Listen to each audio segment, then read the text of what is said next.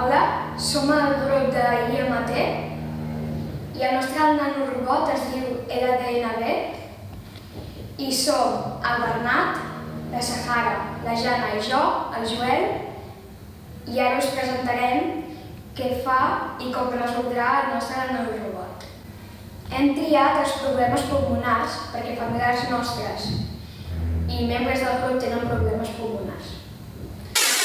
El nanorobot serveix per entrar al teu pulmó i absorbir tots els mocs que cabiguen dins del tub. Els mocs que són massa grans els destrueix una mena de canó que té les puntes per després poder ser absorbits.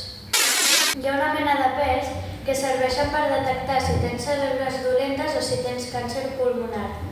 El nostre nanorobot entrarà per un inhalador i sortirà per un exhalador. I es mourà per dins del teu cos amb oxigen.